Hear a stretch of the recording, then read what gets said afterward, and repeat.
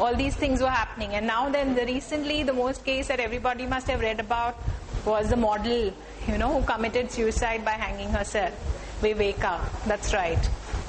So I'm saying is, it shows that to what extent there's loneliness in a person, in society, because whatever a person does, his behavior, his acts are showing generally what is going on in society. So the society that we are living in, it's becoming, on one hand, we are becoming so much more advanced in terms of technology, communication, lifestyle, and all the best things are available to us. But on the other side, you see, on the other hand, if you see that loneliness is acute. And people, I'm saying is, if you see Viveka's case, she's a model and she was very popular, she was good looking, she was young. 37 is not that old also. Okay, so she was, and it's not like she had a financial problem, everything was going for her. But still she decided to commit suicide. I don't want to go into the details of her case, but what I'm trying to highlight here is that loneliness can be so acute. You can be having friends, you can be having social status, and yet you can one fine day feel so alone that you decide to do something so drastic. Now let's say what would have happened if the very person who, instead of taking the last jump and killing herself, goes to a mental health professional. What is the difference? Anybody here has been to a counselor? Anybody been to a counselor? You have been to a counselor? Yes. Okay. Anything you want to share from your experience? Did it help you, not help you? It did help you. Right. He's saying it helped him to get out of his mental agony. I like your choice of words. Any mental problem that you experience, it is very agonizing. The word agony, it shows the pain that you suffer mentally because of that problem. It can be depression, or it can be loneliness, low self-esteem. Yeah, so it does help you, right? My question to you all is that if suppose Viveka had decided to go to a counselor, what would be the difference? She decided that she's very lonely, there's nobody there for her. Although she had a mother, she has family, she has friends, she had a boyfriend, but she decided to hang herself. Let's say if she had gone for treatment, imagine and tell me what you think may or may not have been the case.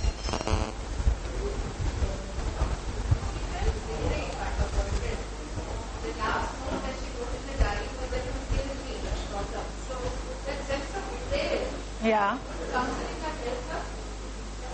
Oh, of course. The whole idea I'm saying is counseling it's not solution oriented. The reason that she felt so down and out, she felt so lonely and betrayed, if she was able to share these feelings with an understanding adult, maybe not her boyfriend because he is the person who has caused the grief.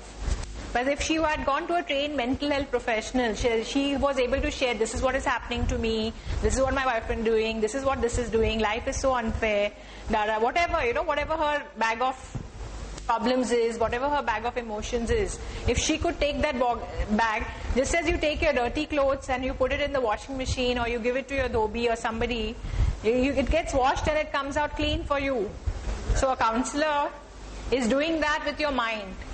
Is taking all your dirty laundry in terms of your emotions and everything else, which outside in your friendships, in your family and all that, people don't have the mental space to accommodate you. Because everybody is carrying some of their own issues on their plate. Half the time, have you heard of that phrase, my plate is full? Yeah, my plate is full means I already have enough to deal with in my life. I have my children, my husband, my this. If you're a woman, you have all these issues. Take care of my home. And if you're a man, then okay, I have to take care of my work and this loan I have taken and I have to manage this, and mostly it's financial issues. But then I'm saying is, most people, even in friendships, you have enough on your plate to take on somebody else's, especially emotionally.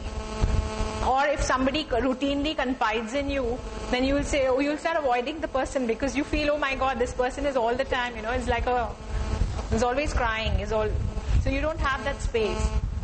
So I'm saying,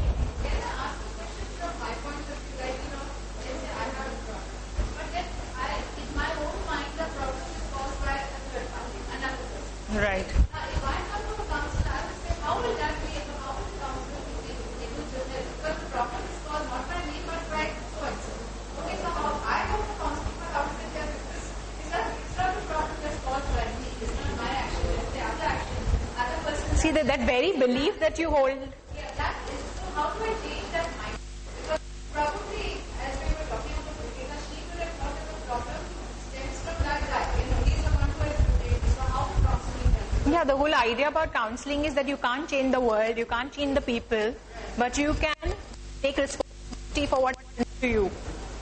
That's the only way you can empower yourself, by taking responsibility for your life and for your actions.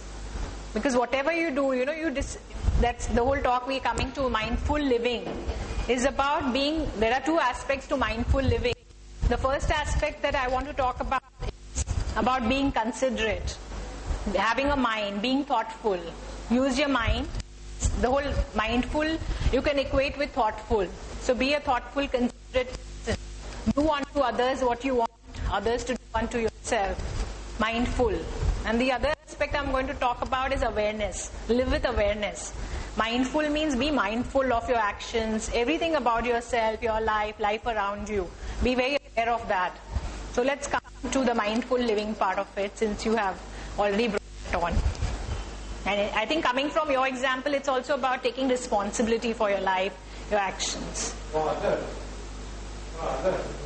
Taking responsibility for yourself. Yes, not for others.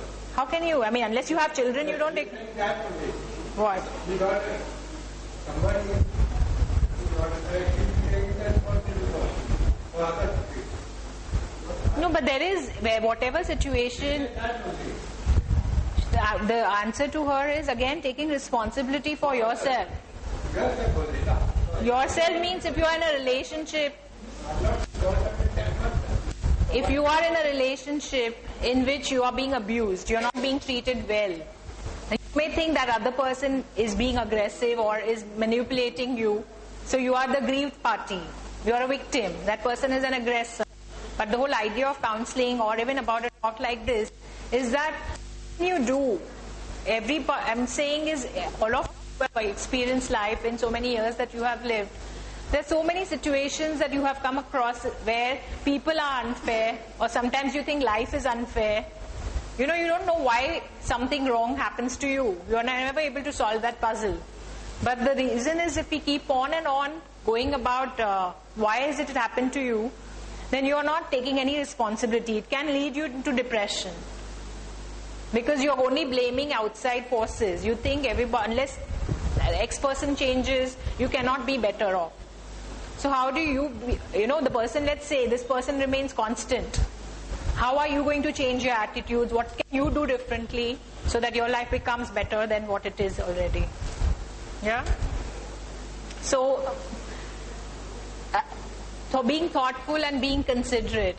I think what has happened is the way the world is getting so busy and so active, and all of us are in a constant rush, running here and running there, and trains to catch and whatever else that we are busy with. Don't think twice before stepping on somebody else's shoes. We think unless we run first, we won't get it. That's become the whole mentality. In today's world, if there is, call for dinner, you've been to a social function, you see the way everybody runs and forget the queues and everything, all manners are thrown out of the window. Everybody wants the first plate because you think food is going to get over or whatever. I'm just giving you a general scenario. Even in bus stop, if there is a queuing system and there's written seats for ladies or for senior citizens and all that, but when the bus comes, it's like everybody jumps into the bus from all directions, if possible even from windows. There's no queuing system, everything goes for a toss. So we know what are the rules, but following them. And we think that everybody is doing it, so that's our license to also do it. Because you think if you are going to keep waiting, then you are going to be left behind. If you are going to be civic and you are going to be, civilized, you think you will be left behind. What do you all have to say about what I'm saying? Yeah, have you seen all this happening? Yeah? 100%. Right. All of us also, it's not only that we see it happen, we are also doing it. Now every person thinks like that, and that's the reason why everything is in such a mess. If you take a comment, sorry? Counseling is required for everybody. I'm saying is the whole crux of counseling or any talk is be the change that you want to see. Be the change that you want to see. Initially it may be